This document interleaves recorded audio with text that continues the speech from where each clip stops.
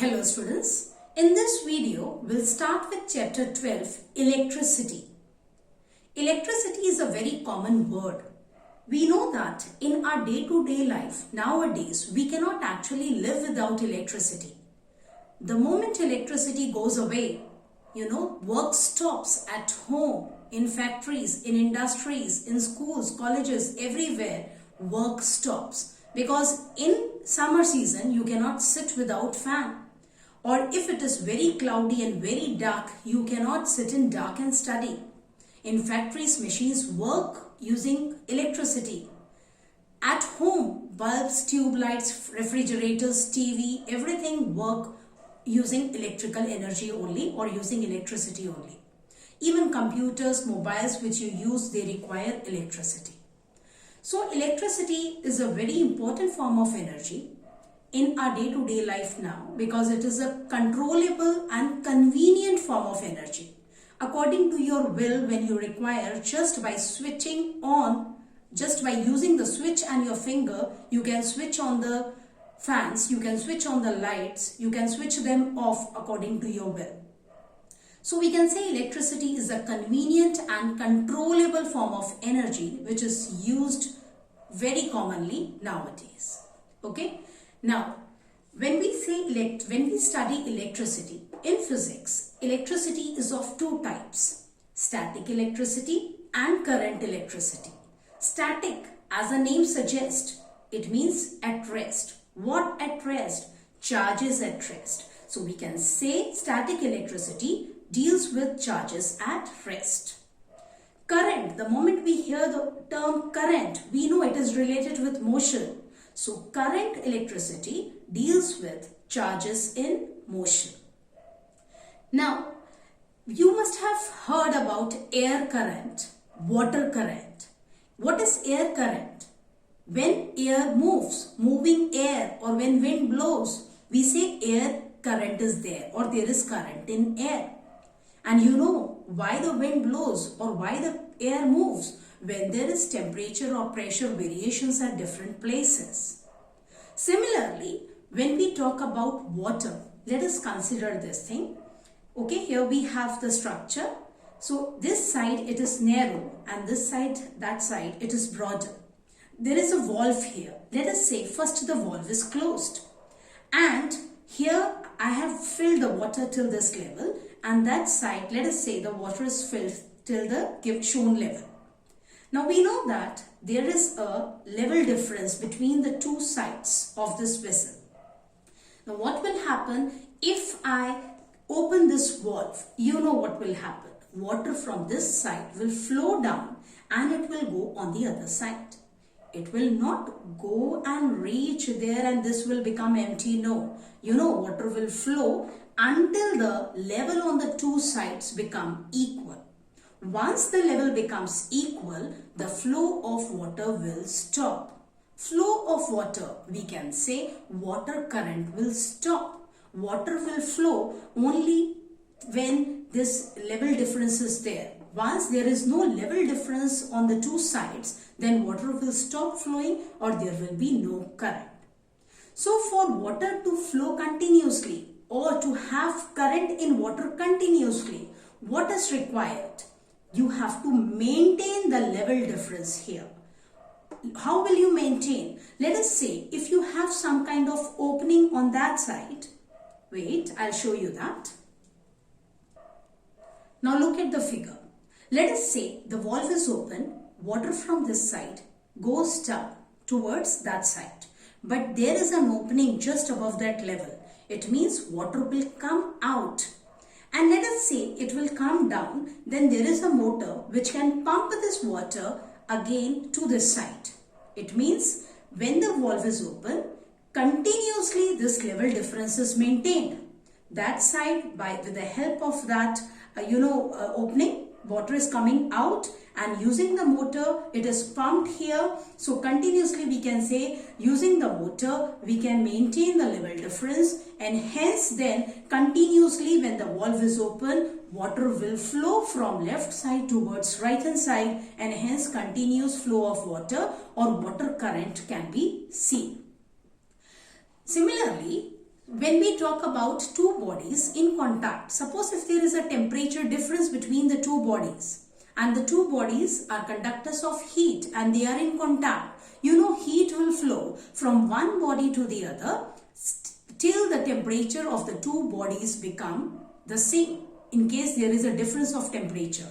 If there is no difference of temperature between the two bodies in contact which are conductors, there will be no flow of heat. So heat will flow only when there is temperature difference, and it will flow till the temperature of the two bodies become the same.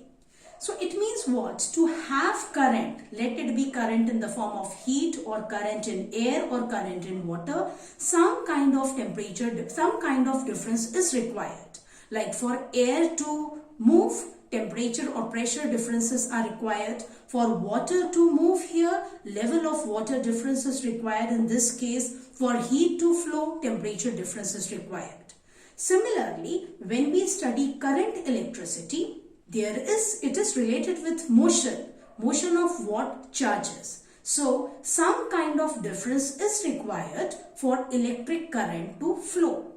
I will just name what is required and we'll study it later. Potential difference. So for charges to flow, it means in order to have current electricity or in order to have electric current, potential difference should be there between the 2 points. Okay, so we'll see it later. Obviously, to know potential difference, you should know first what is potential. So we'll see the definitions, but let us recall few topics before we study potential or potential difference. Now we know that everything is made up of atom, and you must have studied that in atom there is a nucleus which has protons and there are electrons which revolve around the nucleus in an atom. Okay, so if there are 5 protons, there will be 5 electrons revolving around it. So we can say now each proton, if we denote proton by small p, an electron by small e, then for a given atom, the number of electrons and protons are always equal. So number of protons, if it is n, number of electrons is also n. You know that protons are positively charged. You know that there are 2 kinds of charges, positive charges and negative charges. So positive, negative are the 2 kinds of charges. We know that each proton has positive charge and each electron has negative charge. And approximately we can say that charge on one electron is equal to charge on one proton. Their magnitudes are equal, but proton has positive charge and an electron has negative charge. Approximately. Okay? So if we consider in any atom there are n electrons and n protons, then what will be charge? Charge of the protons plus Ne, where E is the magnitude of charge on one proton or one electron. What will be the charge of n electrons? Minus Ne. As I said you, electrons are negatively charged. So what will be the total charge of the atom? 0. Charge which is generally represented by small q or capital Q. So charge of an atom is 0. An atom is said to be electrically neutral, means the total charge is 0, but it does not mean that there are no charges present in it. It only means that the number of positive and negative charges are equal, hence the total charge is 0. Now charge is actually, simply we can say what is charge? Charge is the property of any material, let us say protons or new electrons, because of which they exert or experience electrostatic force or electric force. We know that, you must have started this, that like charges repel each other and unlike charges attract each other. So this force of attraction or repulsion between the 2 charges can be called as can be responsible for the electrostatic force. So the positive charge will repel positive charge, negative charge will repel another negative charge, but positive and negative charges will attract each other. Okay, and this charge is the property I have told you of any material because of which it exerts or experiences electrostatic force. Charge is a physical quantity. Remember, it is measurable. It is a physical quantity generally represented by small q or capital Q. And it has a SI unit, Coulomb. SI unit of charge is Coulomb, C-O-U-L-O-M-B, and remember small c, the spelling will start with small c, and the capital C is a symbol for Coulomb. Now this Coulomb is a very big unit of charge. For example, when we consider ampere, ampere is also a big unit of current, okay? But when we talk about the units of power, watt is a smaller unit of power. Kilowatt and megawatts are generally used. But in case of charge of we use charge of any body in terms of millicoulombs or microcoulombs. You will see why Coulomb is a bigger unit of charge. Now, Q is equal to Ne. Q is a charge of n electrons. Let us say n electrons constitute a charge of 1 Coulomb. So, Q will be equal to Ne, and let us say we want to find out how many electrons make 1 Coulomb of charge. So, if Q is equal to Ne is equal to 1 Coulomb, let us say n electrons make 1 Coulomb of charge. So, n will be equal to 1 upon E. E is what? Magnitude of charge on an electron or proton. Okay, magnitude. So, is equal to 1 Coulomb divided by, you must be knowing that charge on 1 electron or 1 proton is 1.6 into 10 raised to minus 19 Coulomb. Negative for an electron, positive for proton. So, when you do this division, you see that n comes out to be 6.25 into 10 raised to 18, So, this is equal to, n is 6.25 into 10 raised to 18 electrons. Such a big number. So, 6.25 into 10 raised to 18 electrons make 1 Coulomb of charge. So, we can make out from here that charge on 1 electron is very small and 1 Coulomb charge is constituted by so many electrons, and hence Coulomb is a very big unit of charge. Now, we know that there exists a force between two bodies. You must have studied in your 9th class that there exists a force of attraction between two bodies due to their masses, and that force is called as gravitational force. And we know it is always attractive because gravitational force is due to masses of the two bodies. And since mass is always positive, it is not of two types as we have for charges positive and negative. So, the gravitational force is of only one kind, that is attractive in nature. So, gravitational force which exists between any two bodies in the universe due to their masses is attractive in nature. But in case of charges, there are two types of charges, positive and negative. And hence, there exist two kinds of forces between the charges. Attractive forces or repulsive forces. Attractive force is between the two unlike charges and repulsive forces is between two like charges. Now, Newton's universal law of gravitation gives the measurement of gravitational force between two bodies. Similarly, here we have Coulomb's law which gives the measurement of electrostatic force between two charges or point charges. Let us see what it is. Now, remember that Coulomb's law holds good for point charges. Point charges means charges which are, or charged bodies which are having very small size, or their size is much smaller than the distance between them.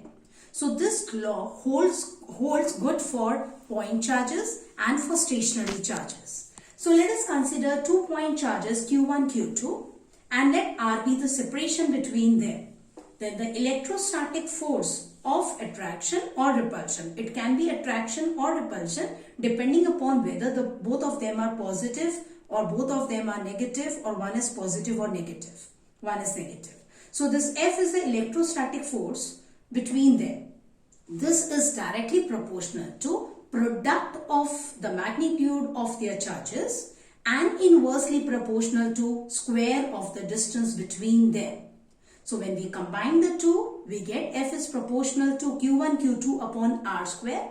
When we equate it, when we put this proportionality sign, convert it into is equal to, we have to multiply right hand side with a constant. Let us represent it by small k here.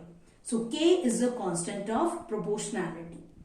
You can just compare it with the Newton's universal law of gravitation. There we have product of masses, here we have product of charges.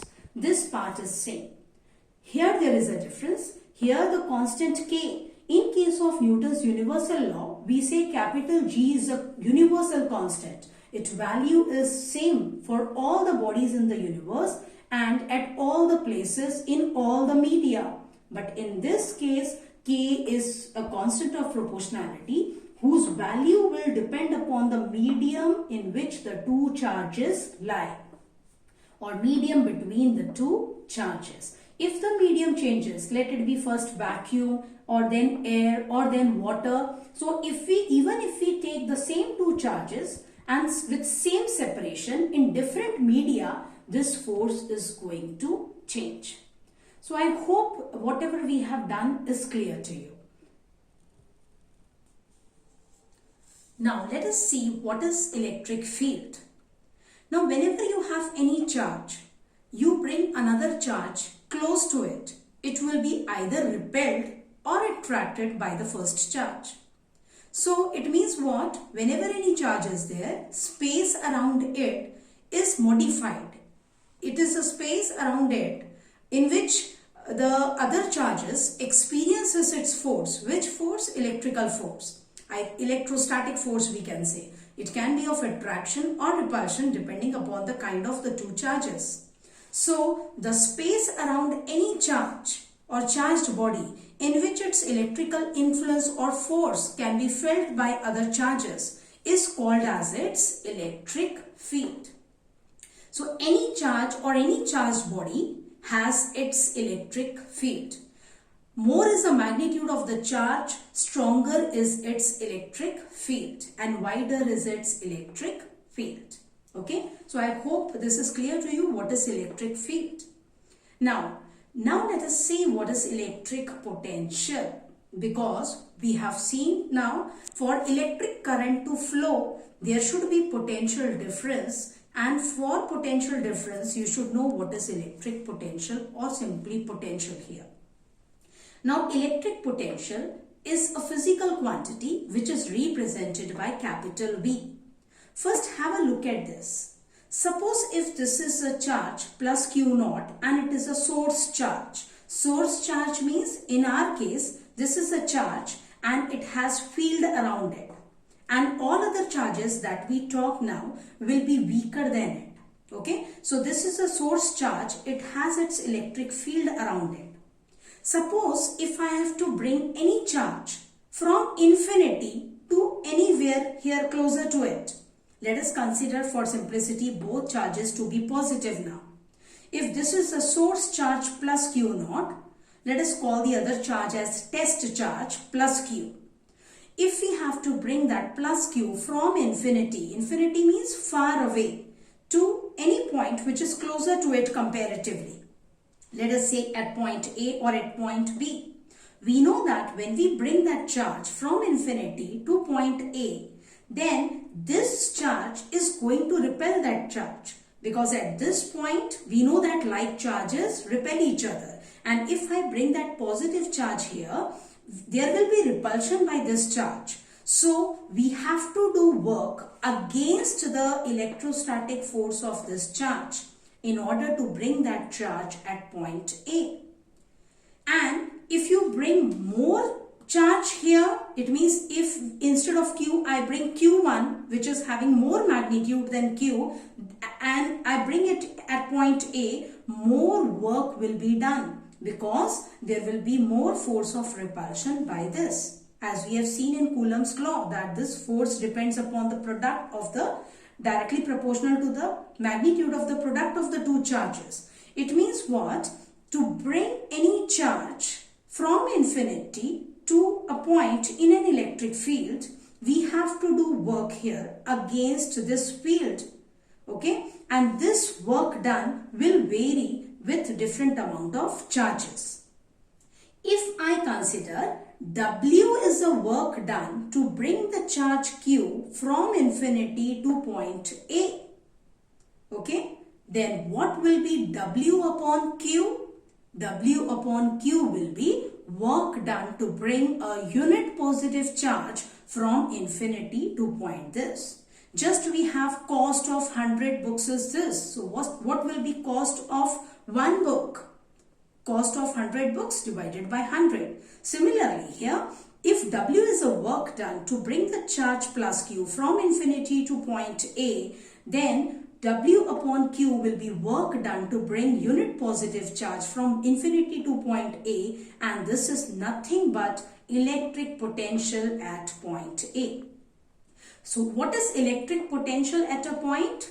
In simple words, for your 10th class, this simple definition will do that electric potential at a point is defined as the work done to move a unit positive charge from infinity to that point. You can remember, we can also write this definition as electric potential at a point in an electric field is defined as a work done to move a unit positive charge without acceleration from infinity to that point, and this work has to be done against the electric field. But for your 10th class, this will do. Just remember that this charge is brought here without any acceleration, producing any acceleration in it, and work is done against the electric field or electrostatic force. Okay, so electric potential V at a point is defined as work done to move a unit positive charge from infinity to that point. You will see that in all our definitions, we give importance to unit positive charge. Let us see its mathematical expression now. So if W is a work done to bring a charge plus Q from infinity to any point, then potential at that point V is given by W upon Q. SI unit of potential is volt, small v o l t, symbol is capital V. Remember, capital V is a symbol for electric potential also, and its SI unit also. So when I write this 1 volt, you know the units of work in Coulomb. 1 volt is equal to 1 joule per 1 Coulomb. You know the way we define the SI unit of the different physical quantities by using their equations. I think so you can easily define the SI unit of potential. SI unit of potential is 1 volt or volt. Define it. Electric potential at a point is said to be 1 volt when 1 joule of work is done to bring a charge of plus 1 Coulomb from infinity to that point. I hope you have understood the definition of electric potential and you can define its SI unit volt also. We'll be seeing only SI units in this chapter. Okay, now let us see what is potential difference. Now what is potential difference or electric potential difference between 2 points? We can represent it by capital V only. So electric potential difference between 2 points is defined as the work done to move a unit positive charge from one point to the other. Instead of, in case of potential, we have work done to move a unit positive charge from infinity to that point. And in case of potential difference between 2 points, it is defined as a work done to move a unit positive charge from one point to the other. So if we consider the same relation that we have written before, but in this case, what is W? It is a work done to move the charge plus Q from one point to the other. So what is W? Work done to move the charge plus Q from one point to the other. Then W upon Q will be work done to move a unit positive charge from one point to the other. This is called as potential difference between the 2 points. So the expression is same as that of potential, only the difference is in definition, that is from infinity, that was from infinity to the given point. Here it is a work done to move unit positive charge from one point to the other. Okay, So SI unit of potential is volt and hence of potential difference is also volt. Using this equation, we can write 1 volt is 1 joule per 1 coulomb. It means if the question is define the SI unit of potential difference, you can write it as potential difference between 2 points is said to be 1 volt when 1 joule of work is done to move a charge of plus 1 coulomb from one point to the other. I hope at least you should revise these topics properly, because once you understand these, once you understand the introduction video, the chapter will be very easier for you. Okay, it will be very easy for you. So remember the definition of potential and potential differences. Potential difference, these two definitions are included in your syllabus. Okay, and also remember that potential or potential difference is a scalar quantity. It has only magnitude and no direction, as work and charge both are scalars. So we'll continue with this chapter in the next video. Hope this introduction video is clear to you. Thank you, students.